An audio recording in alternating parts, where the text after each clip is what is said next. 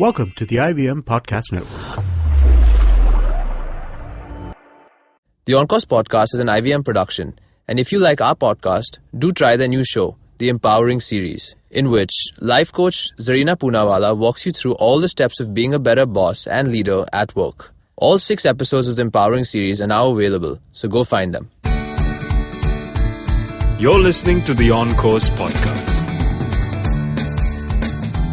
Hi everyone, welcome to the OnCourse Podcast. OnCourse is a creative and alternate education company that aims to bridge the gap between formal classroom education and real-world skills. We offer a range of programs from short skill-based courses to test prep to application assistance for those who are looking to study abroad. My name is Alisha Mashruwala and I'm the CEO and co-founder at OnCourse. Hi guys, my name is Akhil Laswani. I'm the COO and co-founder at OnCourse. I'm your co-host for today. And today we're going to be covering a topic that's focused on athletic recruitment for student athletes into the US colleges. This is a topic that's actually, very pertinent these days with more and more kids playing sports. So Alicia, just sort of getting started on that, right? What exactly is athletic recruitment? So essentially, when you think of athletic recruitment, you're trying to work towards getting into a good academic institution where you could also represent that college for a particular sport. So Right. If you're good with football, with swimming, if you're a golfer, if you're a squash player, if you're a tennis player, so typically you would ideally want to apply to a college that has a good athletic program as well, where your academic levels are high, but at the same time you can continue to improve with the sport that you've been playing for the past few years. So essentially you get recruited into college to play for that team. Absolutely, yeah. Awesome. So what are some of the popular sports that you see people from India getting recruited for? So I would say earlier it was, very rare for Indians to be playing sports and getting recruited into colleges in the US. In the last couple of years, it's become, a lot more predominant. And I would say probably sports like swimming, tennis, football is very rare at the moment, but I would say swimming, tennis, squash are 3 very big sports. Golf to an extent as well has kind of come up. I would say in the next few years, I assume football would be another one that will, start gaining a lot more traction as well. Awesome. And obviously people play sports at all different sorts of levels. And, at OnCourse, we keep, hearing people who are national level players in this sport or state level players in this sport. So what level should a student really be at a particular sport to get recruited? So it depends a little bit on the sport that they're playing as well. So what happens is in the US, most students who are playing football is at a much higher level. A lot of times swimming is at a higher level over there. Tennis is at a higher level over there as well. So if you are trying to get recruited into any of the colleges for any of these sports, you probably want to be around the top 2-3 in your country. So that does make it a little bit hard. So in the past, you've had swimmers going to, top colleges in the US, but they've been national record holders. You've had tennis players going there. They've been very highly ITF ranked tennis players as well. Squash is one that has been popular of late. And what I do feel like is the US is also starting to produce a lot more squash players. So even with something like squash now, you probably need to be around the top 5, top 6 in the country to be strongly recruited at some of the top institutions. So that's a little different from when you went. That's very different from when I went. So I went as a squash player many years ago. But at that stage, I would say squash was much bigger in international countries. So many US colleges were trying to get international students to boost their team and make their team stronger. But now you see a lot of the top juniors are also US players. So it makes it even harder for the internationals to start getting into colleges for just squash. Interesting. And, obviously in our previous podcast, we've spoken a lot about the rigorous application process to the US. How is the application process different for recruits? So briefly, I'll brush over sort of what the general application process is and then the difference between that and the athletic recruitment route. So when you're applying as a non-recruit, you typically have your grades which account for 50%, which is everything from grade 9 to 12. You have your SAT or ACT scores, which is about 30% of the application. And then your extracurricular activities, which is more in the form of something that makes you stand out, something that makes you unique, which is the balance 20%. So with most students, while they will have the grades, they will have potentially good SAT or ACT scores. Where they do sometimes struggle is to figure out, what makes them different and to kind of work towards the right activities that lead them there. On the other hand now, when you're applying as a recruit, it's a little bit different because what happens is you automatically have the extracurricular activity aspect of it down. So about 50% of your application depends on your grades and your SAT or ACT scores combined. And a balanced 50% of it depends on how good you are at the sport you're trying to get recruited for. So that's the biggest difference that I see. The reason that the SAT, ACT becomes a slightly more important criteria when you're looking at athletic recruitment is because most colleges that are recruiting athletes are recruiting them from across the world. So from the college perspective, from the team's perspective, the SAT or ACT is the score that kind of puts everyone on the level playing field.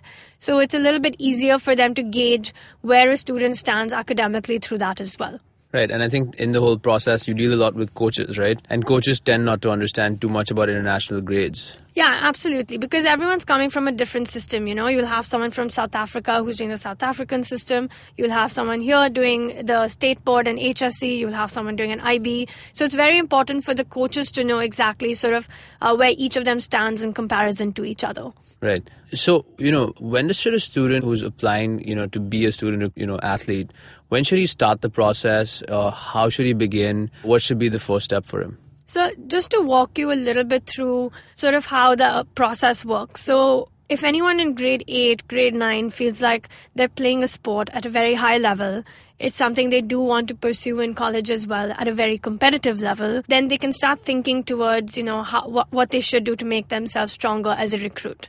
So the first thing in grade 10 that we recommend to most students is start kind of getting an idea of what are the colleges that have good teams or strong teams for the sport that you are planning to play in college. Once you've done that, the next step becomes to sort of register on a website, which is called the NCAA. So the NCAA is like the National Collegiate Athletic Association, and it's important for almost all aspiring student athletes to be registered on that so the college can understand your eligibility status when you are applying to them. So what that means is typically with colleges, you cannot be a professional athlete when you're applying. So you cannot be earning any sort of prize money, or you cannot be competing in events that pay you prize money in particular. So that's a very, very important criteria that the NCAA eligibility form will kind of try and filter out as well. Once you've registered on the NCAA, typically what happens is you need to start working towards emailing the coaches, contacting the coaches for colleges that you're interested in applying to. Mm-hmm. So if you know that, there are 10 colleges which are probably the best for swimming, and those are the 10 you want to at least start considering, it's good to kind of get in the coaches' books.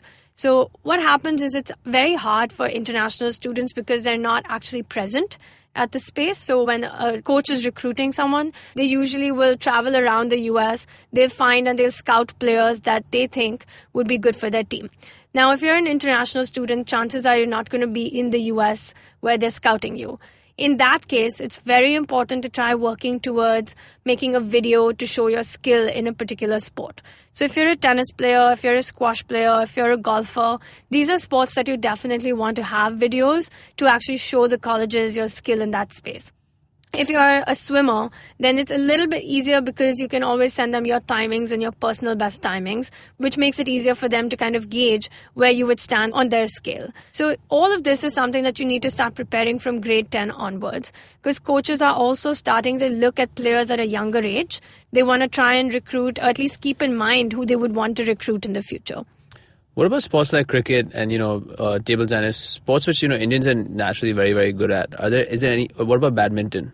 So unfortunately, at the moment, cricket, badminton, table tennis are not recruitable sports in the US. And that's just because those are 3 sports that haven't really gained a lot of traction over there. However, there are a lot of colleges that have club teams for all of these 3 sports. And a lot of those colleges are now taking steps towards making those club teams varsity teams. So what I mean by that is essentially a varsity team is one that will compete at an intercollegiate level, and a club team is one that will compete just, sort of more recreational level. All right, so let's take a short break, and when we come back, we'll continue this conversation on recruitment in the US. Did you know India's most popular music festival was, in a way, conceived in Estonia? We speak to someone who knows a thing or two about making the NH7 Weekender happen. Did you know that some termites in Africa have a pleasant minty flavor? And just as well, because we might all be eating them in a few years anyway. Did you know that the world's greatest collection of human knowledge got its initial funding from a porn site? That's how Wikipedia started, and we tell you how it works. Hey, I'm Chuck. I'm Naren. And I'm Sriket. And together we're Simplified! Your fortnightly look at burning issues that you should know about. Told to you in a way you'll understand, with humor, bad jokes and PG Wodehouse references. So that you can look smarter with minimal effort. We're smart, funny, Erudite and wise. And ultra-crepidarian. Wait, what's that? To find out, tune into our show. Episodes out every fortnight on all podcast apps near you. And on the IVM podcast app as well. Oh yeah. Alright guys, so we're back in conversation. We're focusing a little bit on athletic recruitment today. So Alicia, there are lots of types of colleges in the US in specific athletic terms, right? So there's something called Division 1, Division 2, Division 3. What exactly is that and how is that relevant to student athletes? So typically Division 1, Division 2, Division 3 are levels at which colleges would play a particular sport and the level at which they would compete. So with Division 1 schools, they tend to be the best colleges for that particular sport.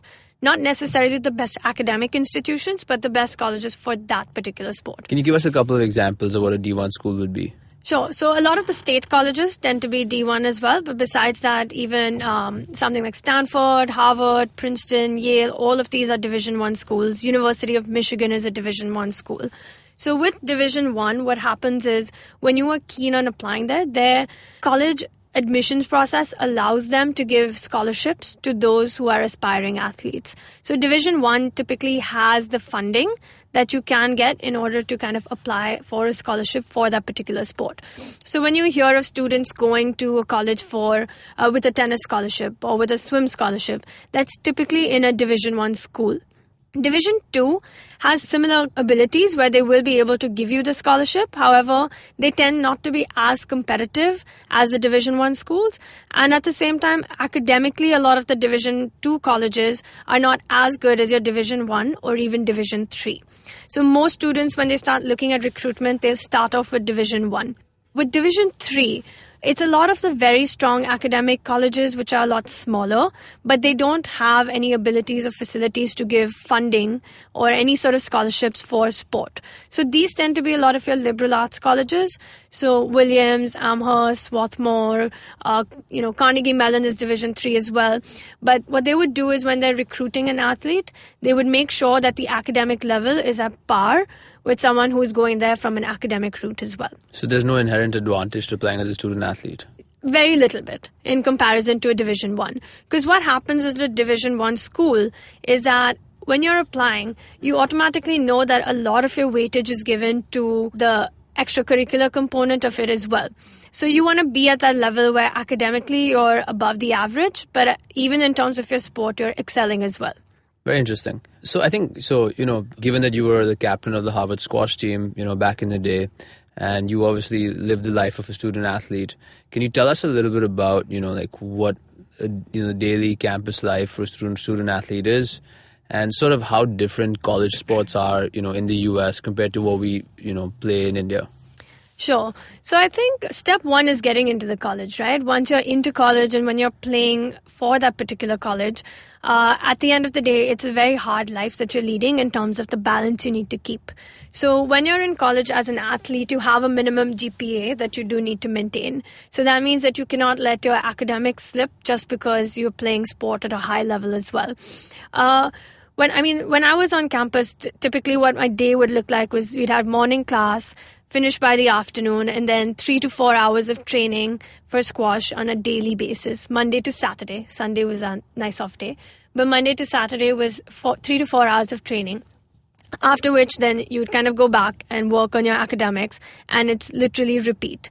So it's not easy to be a student athlete. I think it takes a lot of motivation and determination to kind of keep up with that in college as well. Because you still got to survive Harvard, right? Absolutely. And at the end of the day, I mean, when you're in season, when you're competing, you're going to be playing matches almost every weekend and sometimes during the week. So you're going to be traveling, you're going to be on the road, you're going to be going to other colleges to compete as well. In which case, whether it's midterms or final exams or even homework, those are things you have to carry along with you when you go. So it's very different from sort of any other student life that you'll see in any other colleges across the world. And the other very interesting thing, which I feel was one of the biggest pros for me at least, was when I was playing squash in India, a lot of it was at a more individual level because it is an individual sport at the end of the day. But when you're playing a sport at college, you're playing it as a team. So even individual sports is played as a team sport. So that's really interesting because it brings about a lot of camaraderie. You have teammates, you have a whole different life outside of the academic realm, which teaches you a lot, I think, in terms of personal development. And you do a lot of bonding with the team. And I think also the fact that you get so many talented players coming together lifts the game of everyone on the team, right? Definitely. And I think your team becomes your family. So, there's a few people that are always going to be there for you, regardless of sort of what situation it is. And because all the colleges are recruiting the best of the best from around the world, it's healthy competition that you have within as well. So it's only possible for you to improve in their sport while you're there. And you see a lot of students who even playing college sports end up getting taken into like pro leagues or end up moving into the professional sports field. And that's again just because they're being seen, they're visible, they're traveling, they're training, and they're playing a lot of matches. Very interesting. So, I've heard a lot about these things called likely letters, right? Can you tell our listeners a little bit about that? Sure. So when you apply to colleges for sport, when you're an athletic recruit and when you've decided on a college that you really would love to go to, and at the same time when the college has decided and the coach has decided that you're a player that they would really want to have on your team, it's a commitment that you make to them, saying that, you would go to the college if you are accepted. And at the same time, the college gives you a letter saying that you are most likely going to be accepted into their college as long as you maintain a good level of academic standing in high school. So what happens with likely letters is that you tend to get them a lot earlier than your actual official college decision. So for the most part, you would know about a month or 2 months before everyone else where you're going to go to college. In some sports, it's called a likely letter. In others, it's called a national letter of intent. Very interesting. And I think just to summarize, right, for any budding athletes out there with real talent and, national level achievements, let's assume they're in grade 8, grade 9, what would you recommend they start doing at this stage? I think if you love the sport that you're playing and if you've been excelling at it, one mistake that I see a lot of students making is giving up on it in grade 9 and 10 just because of exams. So try and maintain that balance, prioritize your time in a way where you can do your academics well and at the same time you can keep up your sports as well. Because you never know sort of what area or route you would want to choose to when you're applying to college. Being a student athlete in a US university is possibly one of the best experiences someone could have. So start working towards that sooner. Great. Thanks everyone for listening to the OnCourse Podcast. You can catch us again next week. For more information or if you have any more questions, you can visit our website www.oncourseglobal.com. You could email us on info@oncourseglobal.com or you could follow us on Twitter and Facebook.